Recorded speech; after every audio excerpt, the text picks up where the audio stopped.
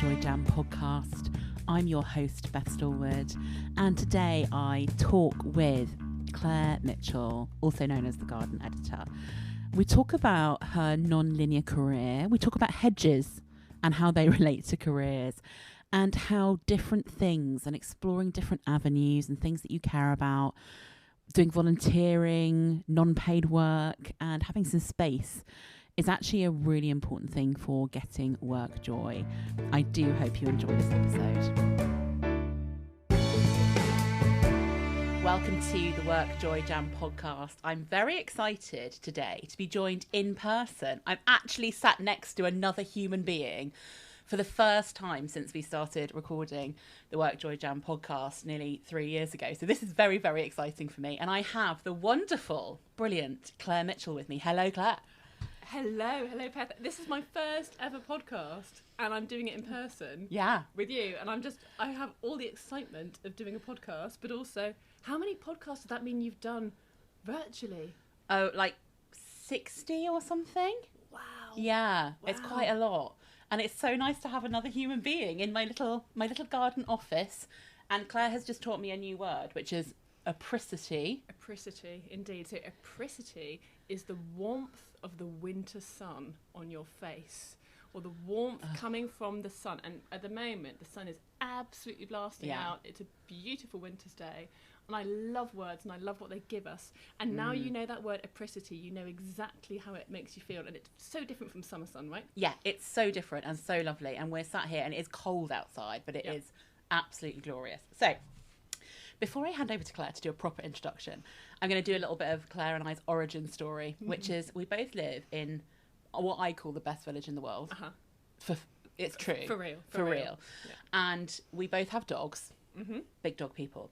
Claire's dog is very well behaved, and my dog is not so well behaved. And we met actually on a dog walk in one of my favourite bits of the village. And we just started chatting, didn't we? And we felt the joy, and that is how we met and how this has become something. Totally. It was one of those happenstance moments of just meeting another human being, having a chat about dogs, because obviously, of course, it's all about the dogs, as we know. Although I would say my dog is not well behaved. He's well behaved in certain circumstances, but other times, the side is defo left down. But I just remember that conversation and just coming away feeling perky. Yeah. And feeling that feeling of perky and slight spring in one step.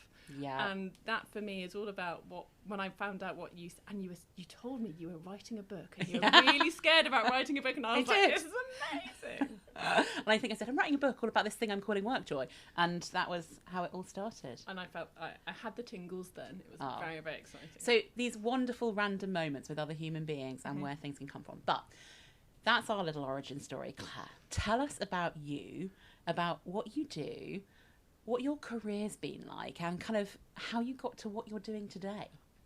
I struggle to tell the story in a linear way. It won't go mad. We don't like linear. Mad. So I'm of an age where, do you remember on Facebook when you used to have a relationship status and you could put down it's complicated? Yes, I do remember that. I feel that's what I want to put down at the moment. It's complicated. So I could describe myself in a number of ways. So at the moment, I am the garden editor, so I run a sustainable gardening advice consultancy service. So not a high-end garden designer, not a maintenance gardener, but all the stuff in between, like when you move into a house and go, I've got a garden, or I'm really bored and the view outside of my kitchen window makes me sad, all that type of stuff. But with a real sustainability, climate change to it. I am a public speaker. As of this morning, I have made my radio debut, which is terribly exciting. So exciting. The second time on a day filled with apricity, I am in a studio. I also write for newspapers and things like that. So that's kind of the gardening focus. I also work at Hardy's Nursery, which I don't know if you've discovered, but it's an award-winning nursery down 2 miles away. They've won 25 Chelsea Gold medals. Amazing. Wow. Peat-free, sustainable from the word go. It's one of those places where if you want to see what a good local business being world-class looks like, it is on our doorstep. So I work there a bit. So that's all kind of sounds relatively self-contained, right? It's really exciting. And also, so I did say to Claire, I'm a bit sad about my new build garden and my grass being very, very sad. And she came round and helped me, and we now have a bright, shiny, lovely garden. So it's amazing. But that's not where you started your career, right? No. So I am a faceless bureaucrat. You've got a very lovely face, though. So I studied law at university, and I worked for a law reform body all about child abuse and public inquiries. And then I worked for the government as a solicitor for more than 20 years. So as a civil servant, as a lawyer, you are there to advise ministers, to draft legislation, to defend things in court, and to do international negotiations. So I've done mad things like, the speed camera sign? Oh, yeah. Yeah, the one with the national speed limit and a little picture? Yeah. I made the law to make that sign the law and have consequences from it. What? I know, faceless bureaucrat dreams. I never even thought that would need a law. Oh, it does indeed. Oh, everything needs a law. Everything. Well, this is why I'm really interested about behaviour and behaviour change, which let's open that tab because we'll come back to that one. Yeah. But for the last 7 years, I've been working in renewable energy and more recently climate change. So I headed up the legal team delivering renewable energy for the UK government. So I spent a lot of my time worrying about how we were going to build wind farms. I learned a lot of lovely geeky things about the UK energy system before it became fashionable. That's what I like to say. Before everyone post-Ukraine. Trailblazer. Yeah, we were there deep in the kind of the how is this market working. And then climate change came onto my team as well. So international climate change, international climate finance. So that's the money we give to countries around the world to support them making more resilient futures, like funding solar panel projects in Kenya. And then you might have heard something called COP26. So I was the co-head of the legal team, which delivered the first UN conference in the UK in the middle of a global pandemic. And then we delivered the Glasgow Climate Pact, which is all the kind of the nerdy stuff about actually seeing an end to fossil fuels.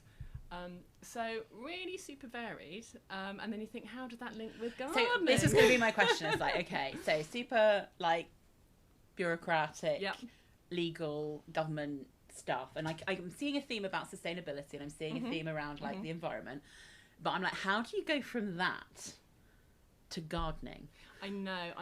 And it's one of those ones where whenever I sound it sounds really, really sudden and like a sudden break, almost like a breakup or something like that. And it's absolutely not. So I didn't grow up in a gardening family. I grew up in a kind of education-based family. We're all very into education.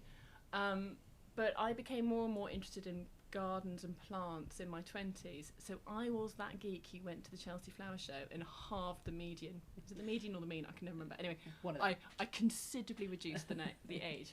And there wasn't anyone about my age in my 20s who did gardening. It was kind of like weird. It wasn't now where, we have a much more kind of in-depth understanding of what nature can give us. So I kind of taught myself, and I was like, this is really hard. I wish someone was there to kind of teach me how to do this stuff. Yeah. And equally in my day job, as bureaucratic as it sounds, being a lawyer is incredibly creative. Yeah.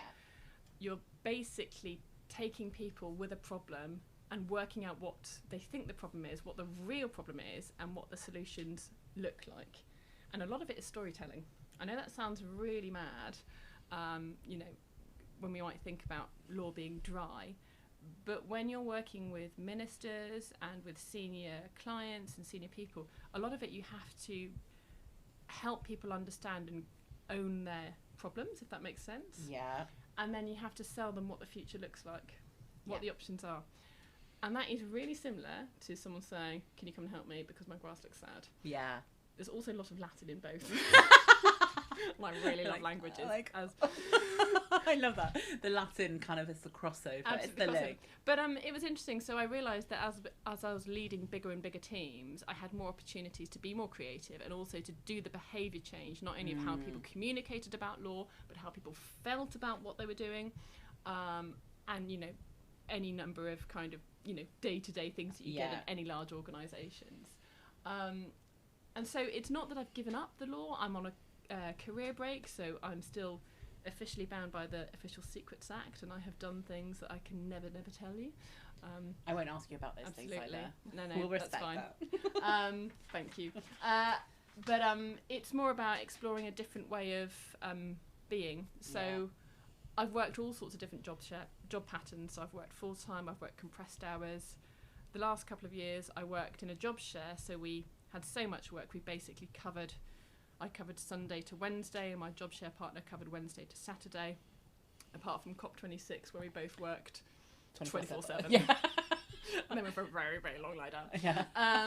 But that gave us both the time to do some things to explore these things. So I started going to plant school, as I call it, 1 day a week. I love that. Plant school. So I went and did my RHS qualifications, and it was just really interesting speaking to people all over, massively different life stories, much wider range of people than you and I had previously spent a lot of time with. And it kind of just blossomed from that, really. So I don't see them as in competition. I see them as complementary. And I'm still doing a bit of law on the side. We'll talk about the volunteer, the NPW, the non-paid work. Which is all exciting. It's all exciting, yes. I love it. But we'll talk about that another time, maybe. So it's so funny, when Claire first said to me that she was going to plant school, in my head is a picture of a load of plants sat at like little tables, and that's all I hear when you go to plant school. Oh, really? Yeah, it's just like little plants, like learning about stuff. It's so cute in my head. But obviously it's actually you learning about those plants, not the other way around. The plants are fine. Yeah, the plants know what they're doing. The humans are the biggest pest on this planet by a long way. For sure. So there are some links, there's some things, and I like the way you're talking about it as like taking a career break isn't the same as like completely changing everything. It's part of exploring different parts of you and what you enjoy and what you love, and there's always opportunities in there to go back and do different things and to see where you can go, and we don't always have to think about where you started as where you'll end up. Absolutely. So I think that's even more strong now as a theme, I think, in how people feel about work and how people do their work. I remember someone telling me that if you want someone's job and it's more than 2 steps away from where you currently are, that job probably doesn't exist by the time you've got there. Yeah. And I think that's the difference, isn't it? We're not kind of coming out on this very linear career path, or even worse, a career ladder, where you just endlessly climb rungs. The minute you're on a rung, you're thinking, okay, up a rung, here we go. And this is one of the 3 words that when we pre-chatted. We pre-chatted, I was going to say freestyled over a coffee at some horrific hour in the morning. I wrote down the word hedge. And we were like, what do we mean by hedge? And I mean kind of like thinking about a career as a career tree or a career hedge. It's not a linear one-way of operating. What I've found working in law and in horticulture is the cross-fertilisation of ideas, and it's that left brain and right brain freedom and creativity. So I spend a lot of my time now designing sustainable, low maintenance, climate friendly gardens for clients, and a lot of that is about form and texture and height and difference.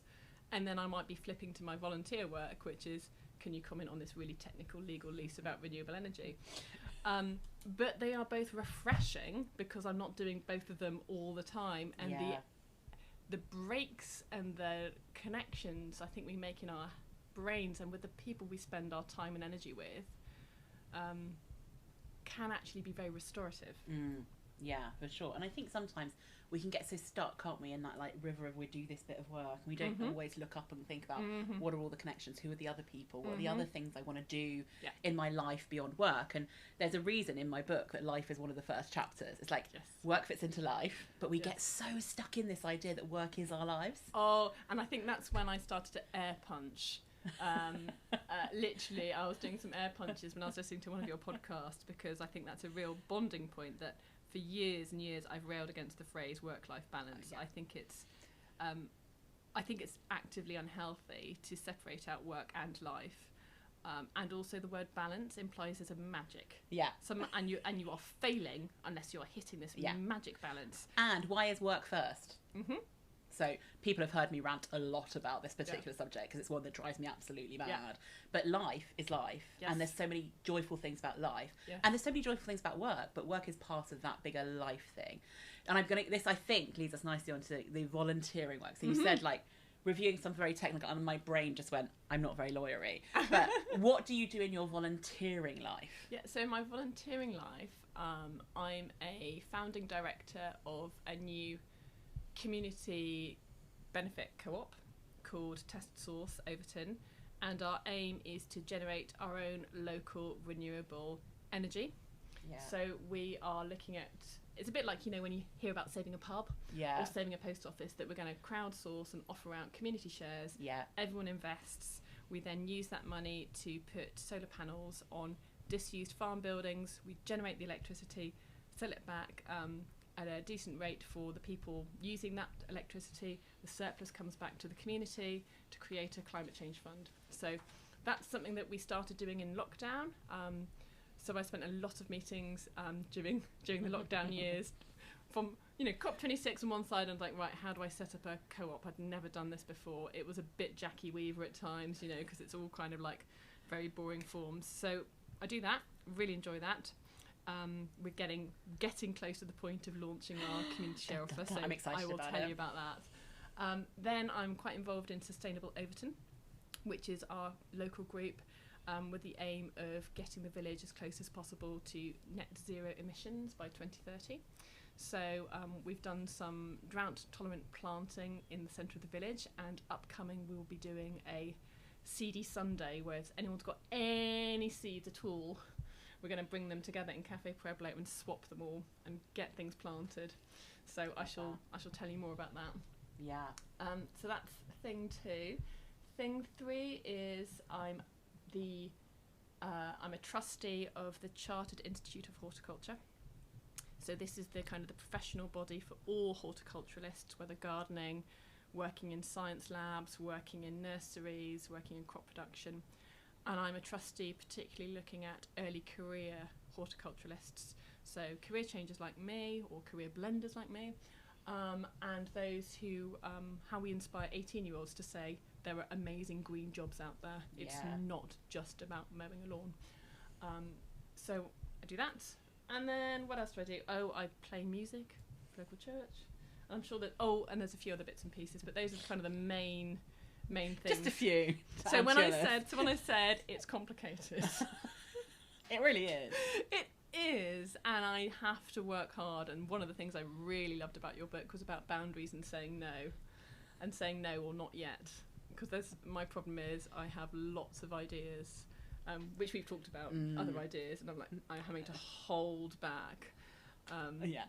Until and unless there's space to fit more in. But there's a real theme there, isn't there, about the kind of the volunteering work that you're doing around the stuff that you love, like the horticulture stuff, but also around the sustainability. And it's what I find really fascinating is you've kind of worked on this like massive big governmental stuff, and now we're going like super local. Yep. What's the actual practical stuff that people like me can get involved in and do? Yes. That I think there's so much out there when you think about environment and sustainability. People want to do stuff, but it seems too big and scary. Yes. And you're making it less scary for us. It's exactly what I like doing, is acting in kind of community and local ways as well as the big. I mean, you know, you're sitting there and you're negotiating with 154 countries around the world to try and work out, okay, how do we stop the planet burning? And then you have to strip it down to what can we do? It's a bit like in psychology, you know, circles of concern and circles of action.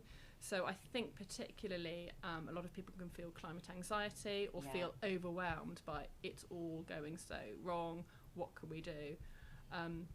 Sustainable Overton has this brilliant strapline, which is, what can I do to 7.53 billion people? Yeah. Probably 8 billion people now. But it's a great way of thinking, actually, there's stuff that we can do.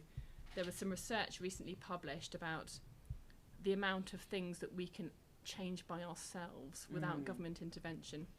Just simple things about, you know, our use of dairy or our use of plastics and our consumer power. And I'm all about kind of empowering people to say, I don't just have to take this and wait for the, quotes, grown-ups to sort this out. Yeah. And I think that's where community action can be so powerful. It is hard, it is tough, you have all sorts of sticky barriers, but the payoff is really great, not only for the end product, but also all those communications, all those networks, all the kind of the livingness of it all. Yeah, and the reality of you can do this stuff. And I think there's something there about inspiring people to act is always hard. We'll come on to the behaviour change stuff, but inspiring people to act is always a difficult thing. But actually, if you do it in the sense of a community, if you make it simple, if you make it accessible, like and I think climate anxiety is a big thing for a lot of people. Like everyone wants it to be better, but actually doing stuff to make it better is really, really hard. It is. And the hard stuff and the easy stuff we've done already, right? Because we wanted to do it. Yeah. And that's the whole thing about behaviour change. I can recycle. I'm fine with that. Because, it's easy. Well, I have a lot of issues with how we recycle in this country, but we do it, and we've become accustomed to that. Yeah. We've become behaviourally, that's been normalised. But if I say to people, like I was speaking at an event last night, I said, okay, who here has a lawnmower? Yeah. And pretty much 90% of the people put their hands up, and I said, okay, how many people live next door to someone with a lawnmower? Everybody. Everyone put their hands up. Yeah. As a percentage of time during a year, how many times do you mow your lawn? Well, like, I don't ever, because it's a health and safety risk for me. Yes. Because I am very, very clumsy. So my husband mows the lawn probably about 8 times a year. Yeah. Because we're a bit lazy with mowing the lawn. No, well, that's... You don't even worry about that. But it's interesting. So we've designed our cities around lumps of metal, which are stationary 95% of the time, which are cars. So the average car is stationary for 95% of the time. And we've built cities, we've built roads, we've built infrastructure around that. Take that to gardening. We've all been sold this idea we all need a lawnmower in our shed. But we could just share one, right? Absolutely. And you could connect with people, or you could say, how are you doing? You don't... And it's this idea that behaviour change, we don't know what we need to do because... we don't know that's a thing that we could do. We need to be inspired by some of the little things. And sometimes it is just the smallest thing. Yeah. So like when my lawnmower broke, which I had inherited from a house move 2 moves ago, and I took it down to we have a repair centre in Overton, which I absolutely rate, and those people are brilliant, but even they said, it is beyond repair, Claire. Just get up. I bet you were so gutted. And my husband said, we're just getting a new one. I was like, no. So my mate Francis up the road, 3-4 times a year, I say, Francis, can I borrow your lawnmower? Perfect, job done. And it's no problem, is it? No. And we don't think about the climate emissions and the fossil fuel use of producing stuff. Yeah. It's like maybe a year or 2 ago, I think we started to think about fast fashion. Yeah. And we started to think, okay, so why are my clothes cheap? Why am I getting them? Who is producing them? Yeah. We're not yet there with gardens, but one of my passions is unpicking a lot of the hidden environmental costs of how we garden, and what it is we're trying to change. But behaviour change, I think, is fascinating as a lawyer, because the law either changes behaviour, or behaviour then changes the law. So the examples I always give is seatbelts, for example. Yeah. You and I would never dare not to put a seatbelt on. Never, ever. It wouldn't even contemplate. It wouldn't cross my mind not to put a seatbelt on. But when that law came in, that was a law driving a behaviour change, and there was a highly controversial at the time, and people felt it was a real assault on their civil liberties. Yeah. Whereas you and I would feel like it was immoral not to wear one. Yes, absolutely. Exactly. Yeah. Yeah. Whereas, for example, decriminalisation of homosexuality was an example of the law lagging well behind. Yeah. So sometimes the law is a spur, sometimes it's a drag. Yeah. And in the same way, in non-regulatory ways, sometimes you need the incentive. Yeah. Sometimes you need to copy. Yeah. Sometimes you need to signpost. Sometimes you just need to stop. Yeah. Don't buy a lawnmower. Don't buy a lawnmower. Well, if you ever need to borrow our lawnmower, feel free. Feel free. That's grand. Because it doesn't get used very often. What's and I always think that maybe a little bit of grass being a bit wild is a good thing. Well, interesting you say that. So there's a big thing called No Mow May, which is about just not mowing your front lawns or not mowing your lawns in May. It's got positives and negatives towards it. I tend, on the whole, it's generally a positive thing because it helps people think about it. But like you, I live in a new build. My front garden is a postage stamp. It's ridiculous. So I decided I was just never going to mow it. So I put bulbs in it. I've made the actual postage stamp even smaller, but it was such a faff even trying to get a lawnmower in. I was like, what is the point of this? What actually is the point? So you can change things, and it doesn't have to be big, but I like No Mow May, and I like how people are starting to see the benefits of not having a manicured lawn. And it comes back to climate change. A lot of the gardening books were written in the 1960s, where the idea was you have roses and a lawn. Yeah. Because in the height of summer, your lawn would be green and your roses would be blooming. Now, I don't know about you, but the height of summer, my lawn was brown. Yeah, like a really, like, darkish, rubbish, sandy shade of brown. Exactly. With, like, a desert underneath it. It looked like a bad foundation I had when I was 16. Yeah. Exactly that. Cracked after a few really, minutes. Yeah, cracked, flaky. Yeah. So, but that's the thing, and we still have the idea that, you know, a perfect garden lawn is... Our climate is just not going to give you a perfect lawn through the months of July and August. We hosepipe bans are the norm from now on. So it's changing that thinking. Okay, so if a lawn isn't a thing, or not a thing at the height of summer, well, what is a thing?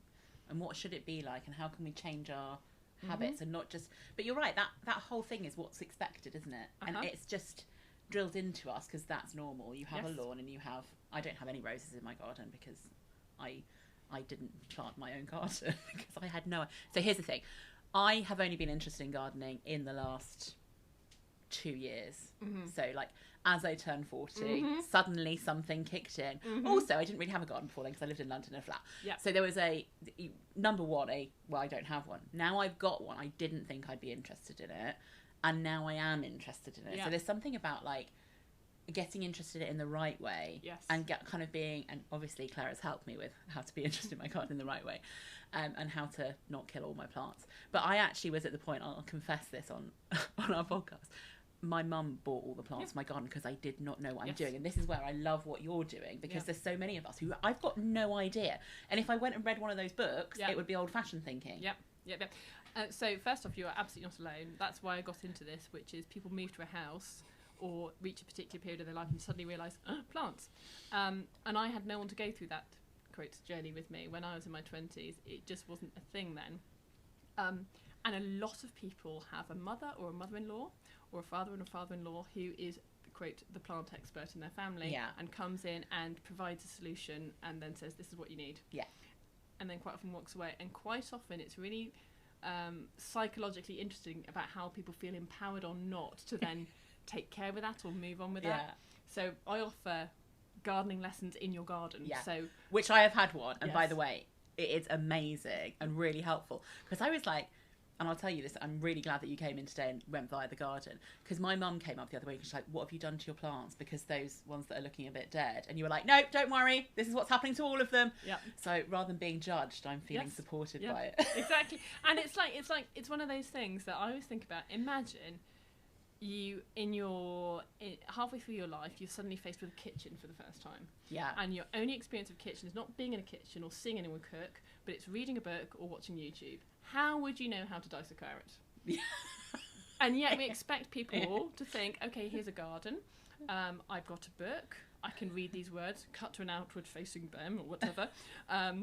Loam, chalky pot. You know, all these I don't know words. what any of those things mean. Garden jargon. I have a Mythbuster on my website that free download. Sorry, that's a slight plug. But yeah, you can have a plug. It's fine. I got really frustrated with this idea that it was only special people could garden. I was like, but what about people who literally have just arrived and just like, I want to learn. So that's why gardening in your garden came about. Yeah. To think, you know, it is your space. You can do these things.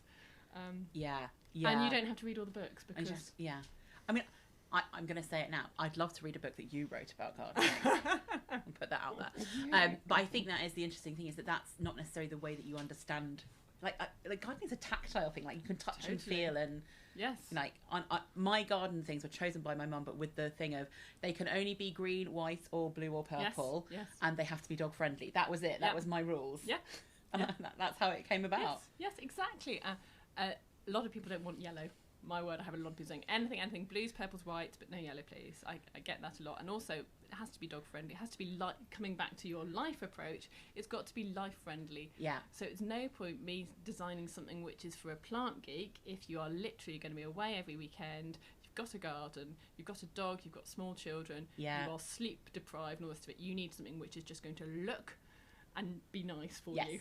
And low maintenance. Exactly. That's what I need. And no watering. Yeah. And I wonder, and I'm going to do a very tenuous link here, but actually if we think about climate change as a thing, like low maintenance is what people want Yes. for that. Yes, exactly. So what are the low maintenance things we could do that then you can build upon to build more and more of it into your life? Exactly, and I think it's about taking one step further. So it can feel very overwhelming to think, okay, do I need to change everything about my life or how I garden or how I live? No, it's small incremental steps. So for example, for planting, a lot of the work I do in speaking particularly with Women's Institute or University of Third Age groups, it's about annual bedding plants and the fossil fuel cost that we don't know because we see them outside being cute and we think, oh, first weekend of spring, let's get some bedding plants. Huge energy cost to produce those. And then they're gone after a exactly, season, right? And you've got a load of plastic pots, brilliant. Yeah. And it's probably produced in peat, brilliant. So a lot of it is actually getting more resilient, both in terms of our gardens and in terms of the climate. And I always think about how we live our lives, that resilience might be just holding on to a few core, well-rooted things. Yeah. And then building on that, and rather than being swayed by, new shiny plant, let me grab. And I think that's the thing, isn't it? The new shiny plant, the new shiny clothes, the new shiny car, the new shiny thing. Yes. And the marketing that lives around the new shiny thing. Yes. And like I'm particularly drawn, I love a new shiny thing. Like and it makes us feel good. We get like a dopamine thing.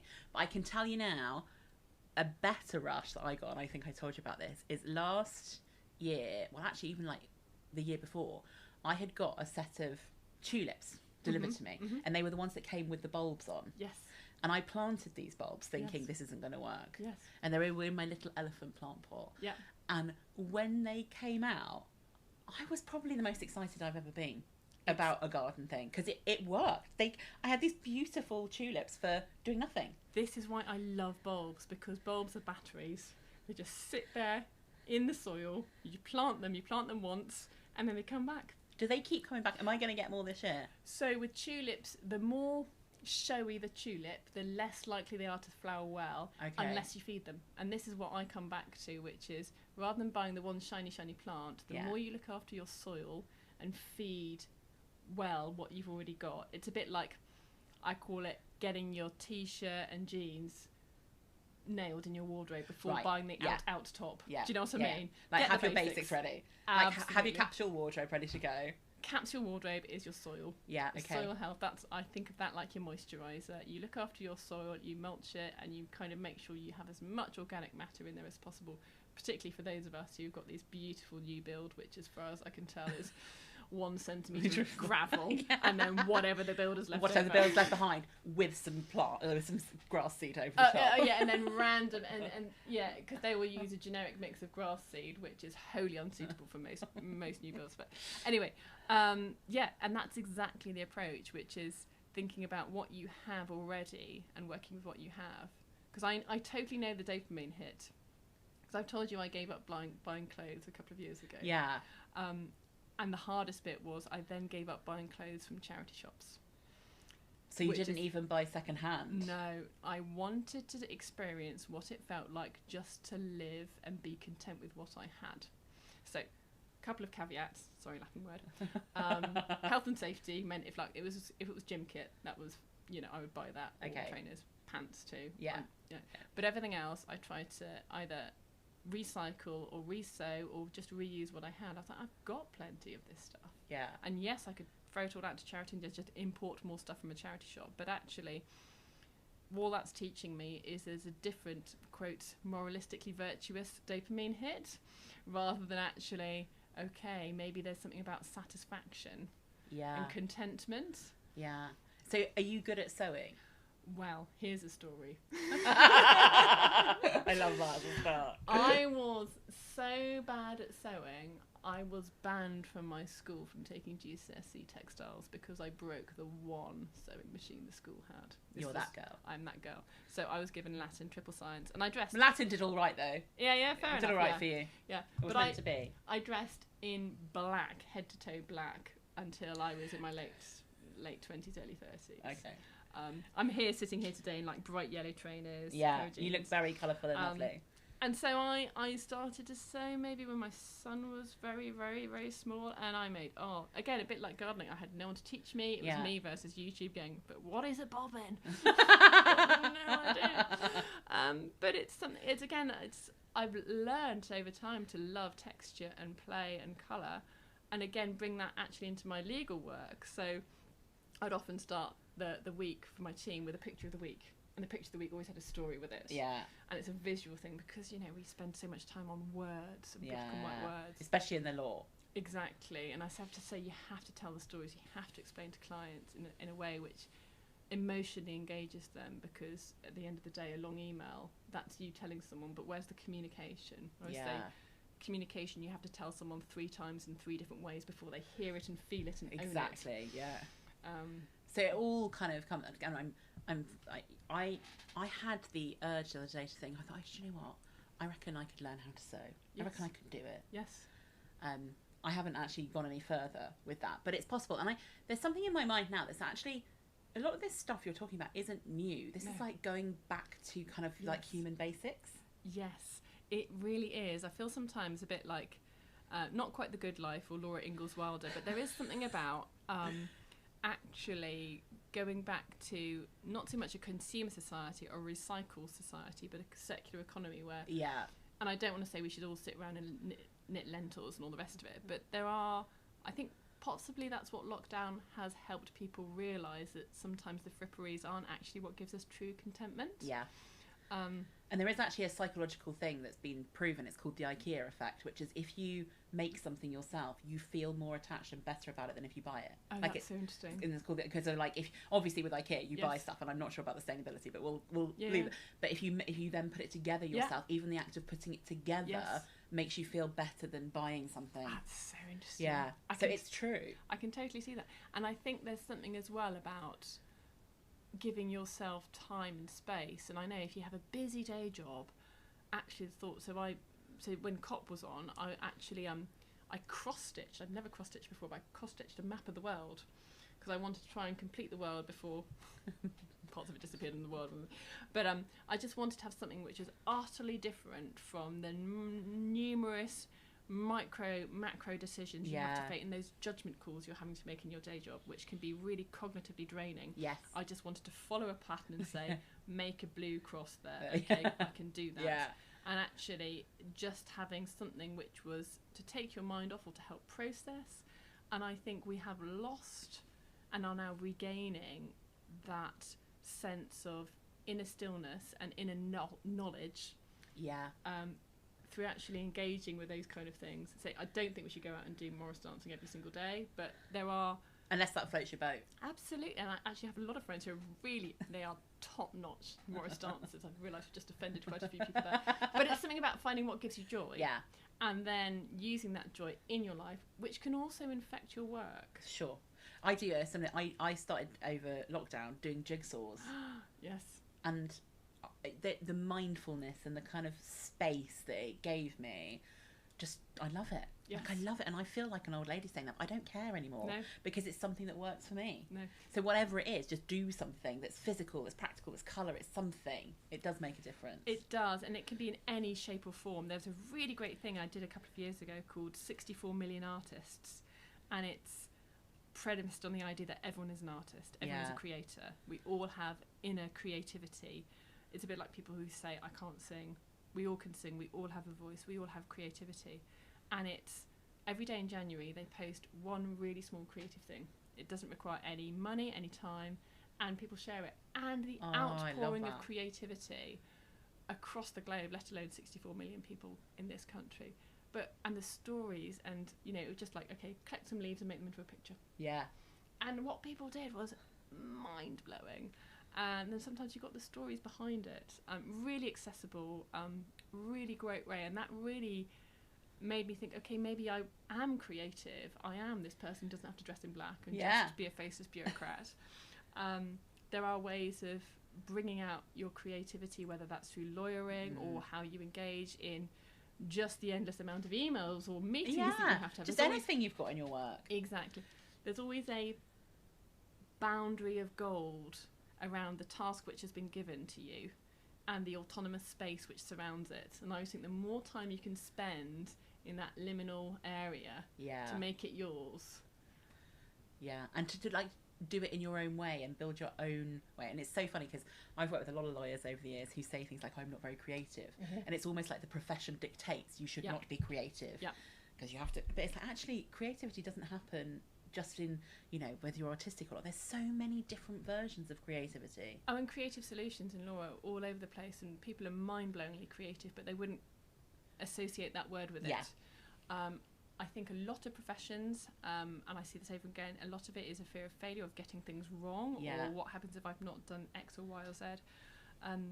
It reminds me of what we were talking about the mindfulness. You've heard of the PERMA model about positive relationships, emotions, and the flow. And I wonder if these tasks and these ways of getting flow, and some people can find flow in writing the email at work, or find flow in researching a difficult topic, or my other half finds flow in he works designing floor plans, and finding ways in which you can tap into that kind of place where time just stands still and you're just lost in it.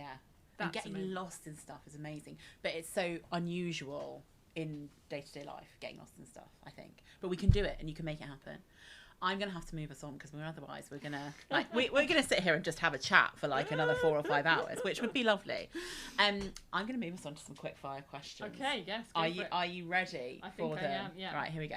Number 1, really important one. What is always guaranteed to bring you a little bit of work joy in your life? So for me, it's all about connecting conversations. Whether they're planned or unplanned, there's always something. It's about this cross-fertilisation of ideas. I've had mind-blowing conversations with climate analysts, or with someone who I'm doing some propagation with. The kind of openness to a conversation, for me, that personal connection and kind of where that takes a conversation, I think is just guaranteed. Or a random meeting on a dog walk. Exactly. Who knows where it can end up. Well done for the dogs. Well done, dogs. Second question. What book are you currently reading? So this won't surprise you that I'm reading 3 books at the moment. Yeah, doesn't surprise me at all. Standard. So the first book is a book by David Spiegelhalter, who was... What a great name. Yeah, great name, great man. He was really active in he does lots of work on public understanding of statistics. So he was really, really good at explaining about COVID statistics. Yeah. And it's all about statistic models. Okay. So he's and I really like learning how we talk about risk and trade-offs and things like that. Yeah. Then there's a grand book called To Stand and Stare, which is all about how to do less in your garden rather than more, and all about the things we've been talking about, this kind of new creative movement and a creative approach to living with that. And then a really mind-blowing book, which is all about the explosion which formed the island of Sturtsey off Iceland, and how then it became populated with mosses and ferns and earthworms. And how did that happen? Well, exactly. How did they happen? It could have been the birds, but it's amazing how you give a space and nature will colonise. Yeah, nature finds a way, right? Yeah. So those are my 3 books. Love it. What is one bit of advice that you have had given to you in your life that you always find yourself coming back to? This is a really great one. We're all busy in our work. We don't like to think we're bad at our jobs, but in the same way, we don't all drive our cars perfectly. We're probably bad at various points. So we are someone's bad boss or bad colleague at some point. We just have to get ourselves over that. The phrase that someone gave me was, what could be the kindest interpretation of that other person? So when you're ranting and raving about something, or someone's done something, say, okay, what could be the kindest? Not necessarily what you believe is true, but just flipping yourself into the headspace of, okay, what might they have on? Or what might be in it? Where might they be coming from in the kindest possible way, to just help recalibrate a bit why you feel so annoyed about X or Y. Yeah, why that mood hoover over there is driving you mad. Exactly. But there's always something, isn't there? And people say about, like, you've got to walk a mile in another person's shoes, but I'm like, you've got to take your own shoes off first. Absolutely. Yeah. Yes. And actually, the kindest thing, even if it's not true, it makes everybody feel better. Exactly. And it's just that idea, okay, so what could be the possible interpretation for why they're behaving that way? In the kindest way, not necessarily the truest and the most likely way, but just let's do the thought experiment, and then we can still rant about them, because at the end of the day, we're not going to get on with everyone. That's futile, but it's just a useful way I found of calibrating in all sorts of situations, that kind of stuff. Yeah, absolutely. And then, what is one bit of advice, guidance, suggestion, something that our listeners can go and do today, tomorrow, the next day, that you think might help them in their life? I think finding a time and a space for you is absolutely vital. I love a branding, So I have something called Onana time, which means outside, not at work, not at home. And I just make sure every day, Onana time, outside, not at work, not at home. Having a dog helps, not compulsory.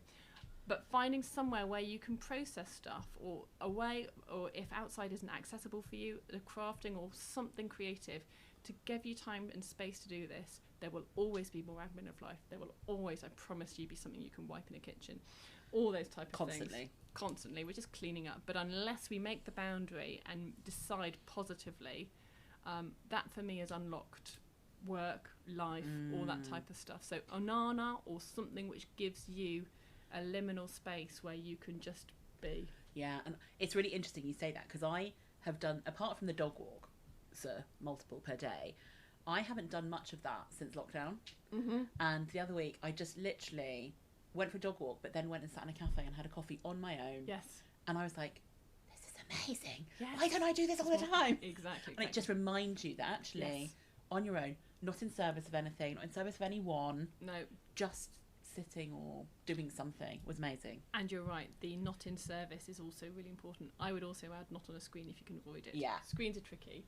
They're brilliant in all sorts of ways, but they can cognitively take us to a different place with a interruption rather than a notification. Yes.